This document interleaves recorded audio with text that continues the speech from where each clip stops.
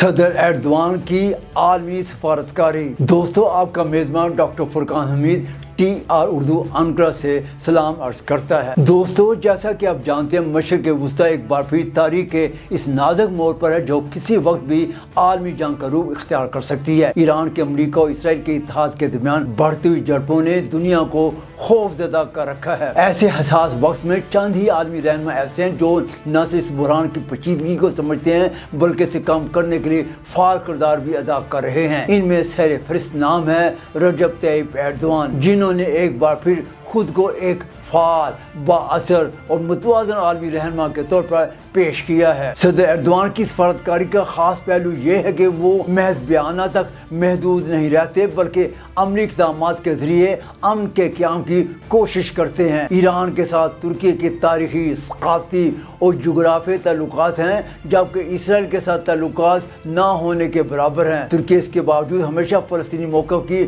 حمایت کرتا چلا آ رہا ہے اور ہمیشہ کھل کر حمایت کرتا ہے۔ دوسری جانب امریکہ کے ساتھ ترکی کے تعلقات، خصوصاً ڈونلڈ ٹرمپ کے ساتھ ایردوان کی ذاتی ہم آہنگی اس بحران میں ایک اہم سفارتی پل کا کردار ادا کر رہی ہے۔ آج کے اس پروگرام میں ہم صرف بیانات کی بات نہیں کریں گے بلکہ ان بند کمروں کی کہانی سنائیں گے جہاں فون کی گھنٹیاں بجتی ہیں اور دنیا کا نقشہ بدلنے سے بچایا جاتا ہے۔ ہم دیکھیں گے کہ کس طرح ایردوان اور ان کے معتمد خاص حقان فیدان نے دنیا بھر کے دارالحکومتوں کو ایک لڑی میں پرو دیا ہے۔ صدر ایردوان کی میز پر موجود فون محض ایک آلہ نہیں بلکہ امن کا ایک ہتھیار بن چکا ہے۔ اس بحران کے دوران انہوں نے عالمی رہنماؤں کے ساتھ رابطوں کی ایک طویل سیریز شروع کر رکھی ہے۔ ایردوان نے جن رہنماؤں سے براہ راست رابطہ کیا ان میں روس کے صدر ولادیمیر پوتن سر فہرست ہیں۔ روس کے خطے میں موجودگی کو مد نظر رکھتے ہوئے ایردوان نے پوتن کے ساتھ مل کر ایران کو اشتعال انگیزی سے روکنے اور اسرائیل پر دباؤ ڈالنے کی حکمت عملی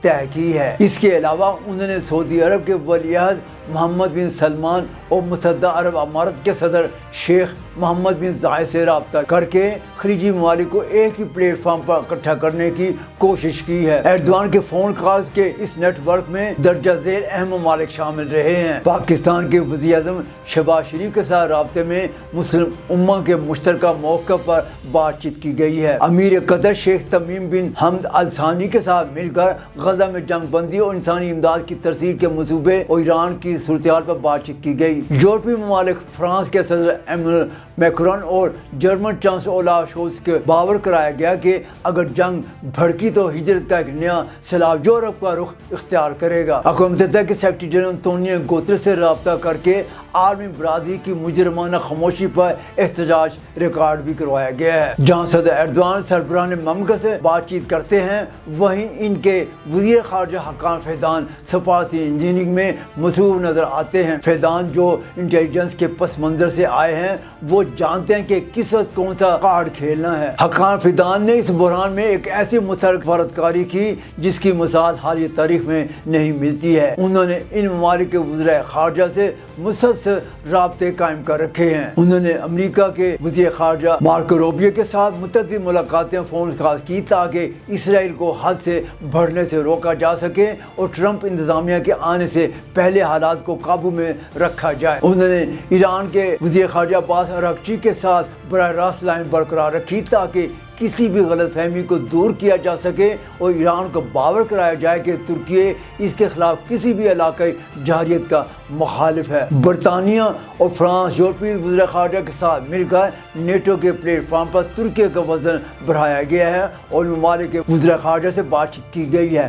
عرب لیگ اور OIC فیدان نے مصر، اردن اور انڈونیشیا کے وزراء خارجہ کے ساتھ مل کر غزہ رابطہ گروپ کا فعال کیا تاکہ عالمی سطح پر ایک مشترکہ اسلامی بلاک نظر آئے اور ایران کی صورتحال پر غور کیا جائے۔ اس جنگ میں اہم پہلو صدر ایردوان کا وہ توازن ہے جو شاید ہی کوئی دوسرا لیڈر برقرار رکھ سکے۔ ایک طرف وہ ایران کے لیے ایک نرم گوشہ رکھتے ہیں کیونکہ وہ جانتے ہیں کہ ایران خطے کی ایک حقیقت ہے اور اسے تنہا کرنا ہی تباہی لائے گا۔ انہوں نے ہمیشہ ایران کے خلاف مغربی پابندیوں پر تنقید کی ہے، لیکن دوسری طرف اسرائیل کے لیے ان کا لہجہ کسی رعایت کا قائل نہیں ہے۔ ایردوان نے اسرائیلی قیادت کو کھلے عام جنگجو اور انسانیت کا قاتل قرار دیا ہے۔ ان کا یہ سخت رویہ جیسے لفظی نہیں بلکہ ترکی نے اسرائیل کے ساتھ تجارت مکمل طور پر بند کر رکھی ہے۔ یہ وہ عملی قدم ہے جو بہت سے عرب ممالک بھی نہیں اٹھا سکے ہیں۔ اب بات کرتے ہیں اس ٹرمپ فیکٹر کی جو اس وقت عالمی سیاست کا سب سے بڑا موضوع ہے۔ صدر ایردوان اور ڈونلڈ ٹرمپ کے درمیان جو ذاتی تعلقات اور اعتماد ہے وہ کسی اور عالمی رہنما کے